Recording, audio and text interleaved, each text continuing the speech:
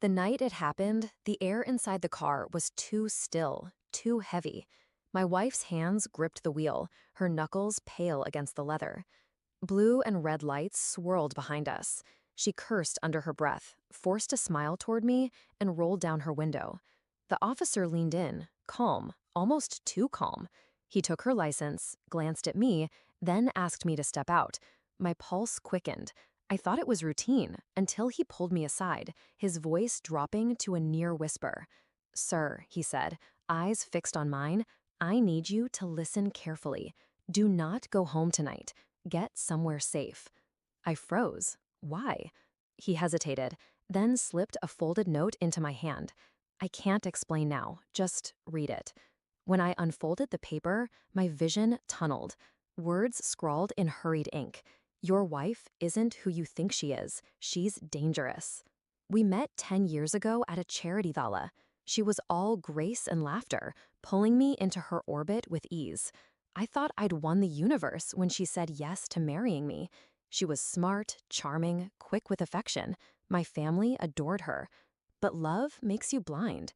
It softens edges that should stay sharp. Looking back, the signs were there. Her unexplained trips, late-night calls she silenced quickly, the way she always kept her purse zipped tight like a vault. At first, I ignored it. Trust is easy when you want to believe. But the note from that officer cracked everything open. That night, I didn't go home. I checked into a cheap motel, sitting in the dark with that note burning in my palm. The next morning, I drove to the precinct, asking questions. The officer had left no name, but after enough persistence, one detective leveled with me. They'd been watching her, not for speeding, for laundering money, fraud, even suspicion of orchestrating accidents for insurance payouts. And here I was, her perfect, clueless husband. Shock should have broken me, but it didn't. It sharpened me. I stopped thinking like a husband and started thinking like a strategist. She'd built a facade of the perfect marriage, the doting wife, the dream life, and she'd used me as her alibi, her shield. I wasn't going to confront her in rage. Rage makes mistakes. I was going to dismantle her, quietly, piece by piece. First, I copied her financial records. Quiet nights while she slept, her phone pressed to her chest, I mirrored her data to a hidden drive. Offshore accounts, wire transfers, names I didn't recognize. Second, I called in favors. Old college friends in banking, law, even one in cybersecurity. I didn't tell them the truth, just enough to get what I needed. Third, I played the role. I smiled at dinners, kissed her cheek in public, pretended nothing had changed. She didn't suspect a thing. Every detail she'd buried, I unearthed. Every mask she wore, I cataloged.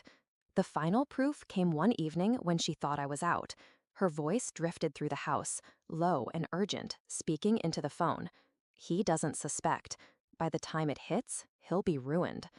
That was the moment the last thread of love snapped inside me. She wasn't just lying. She was planning to destroy me. When the moment was right, I handed everything, documents, recordings, transaction logs, to the same detective who had warned me. But I didn't stop there. I made sure the board of the charity she worked with received anonymous packets, the very place where we met, their golden girl exposed. I had her name scrubbed from the joint accounts, froze cards, rerouted assets. Legally, quietly, everything was now in my control. She woke up one morning and the world she'd constructed began to collapse. It happened in our kitchen. She was barefoot, hair unkempt, staring at a frozen bank screen on her laptop. Her voice cracked. "What did you do?" I met her eyes, calm. "What you taught me." I lied. I waited. I took everything before you could. Her face went pale, rage twisting her features.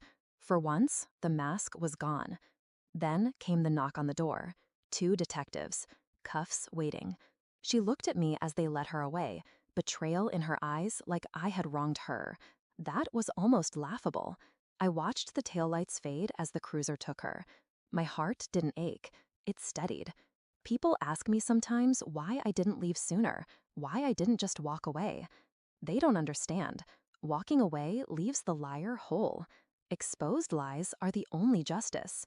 I wasn't just saving myself. I was reclaiming the years she stole. The officer was right that night. It was horrifying, but not the way I thought. It wasn't what he'd found on her license. It was realizing the woman I loved had never existed. And when the mask fell, I didn't mourn her, I buried her.